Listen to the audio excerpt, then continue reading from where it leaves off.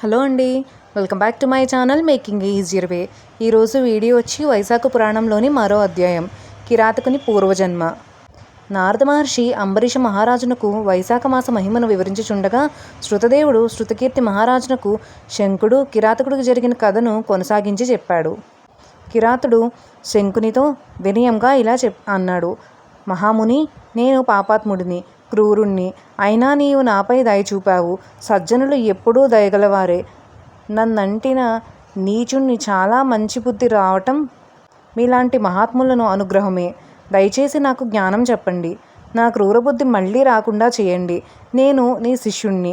సత్సంగం వల్లనే మనుషులు సంసార సముద్రాన్ని దాటగలరు కదా. సజ్జనులకు ఎవ్వరూ చిన్నవారు పెద్దవారు అనే భేదం ఉండదు.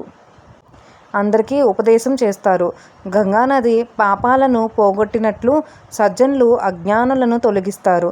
కాబట్టి నాపై కరుణ చూపి నన్ను రక్షించండి అని ప్రార్థించారు. ఈ మాటలు విని శంకుడు ఆశ్చర్యపోయాడు. ఇది అంతా వైశాఖ మాస మహిమే అని భావించారు. అతడు ఇలా అన్నారు. కిరాతకుడు, నీవు మేలు కావాలంటే విష్ణువునికి ఇష్టమైన వైశాఖ ధర్మాలను ఆచరించు. ఇప్పుడు ఈ ఎండలో ఇక్కడ ఉండలేం. నీడ నీరు ఉన్న చోటకి వెళ్ళే అక్కడ నీకు వివరంగా వైశాఖ మాసం గురించి చెబుతాను. అప్పుడు కిరాతకుడు శంకునికి ఒక అందమైన సరస్సు దగ్గరకు తీసుకువెళ్ళాడు. అక్కడ చల్లని నీరు, చెట్ల నీడలు, పండ్లతో నిండిన చెట్లు ఉన్నాయి. హంసలు, కొంగలు, చేపలు, తాబేళ్లు వంటి జలజీవులు కనిపించాయి. పూలతో నిండిన చెట్లు, తేనెటీగల గానలు, పక్షుల కిలకిల రావాలు ఆ ప్రదేశాన్ని చాలా అందంగా మార్చాయి. శంకుడు ఆ సరస్సులో స్నానం చేసి పండ్లను శ్రీహరికి సమర్పించి కొంత తిని మిగతావి కిరాతకునికి ఇచ్చాడు. ప్రశాంతంగా కూర్చుని ఇలా అన్నాడు. కిరాతుడా, ఎన్నో ధర్మాలు ఉన్నా వైశాఖ మాస ధర్మాలు చాలా సులభంగా చేసి గొప్ప ఫలితాన్ని ఇస్తాయి. ఇవి మనిషికి ఈ లోకంలోనూ పరలోకంలోనూ మేలు చేస్తాయి. నీకు ఏ ధర్మం కావాలో అడుగు. అప్పుడు కిరాతకుడు ఇలా అన్నాడు. నేను ఎందుకు ఈ కిరాత జన్మ పొందాను? నా పూర్వజన్మ ఏమిటి అని. శంకుడు ధ్యానం చేసి ఇలా చెప్పాడు. నీవు పూర్వజన్మలో సాకల నగరంలో స్తంభుడు అనే బ్రాహ్మణుడివి. వేదాలు తెలిసిన పండితుడివి. నీ భార్య కాంతిమతి అనే పతివ్రత. ఆమె మంచి గుణాలు ఉన్నది. కానీ నీవు ఒక వేశ్యపై మోహం పడి నీ ధర్మాన్ని వదిలేశావు. ఆ వేశ్యతోనే కాలం గడిపావు. నీ భార్య మాత్రం ఎంతో ఓర్పుతో నీకు ఆ వేశ్యకు సేవ చేసింది. ఒకరోజు అనుచితమైన ఆహారం తిని నీవు అనారోగ్యానికి గురయ్యావు. నీ వద్ద డబ్బు లేకపోవడంతో ఆ వేశ్య నిన్ను వదిలి వెళ్ళిపోయింది. కానీ నీ భార్య మాత్రం నిన్ను సేవిస్తూ ఉండింది.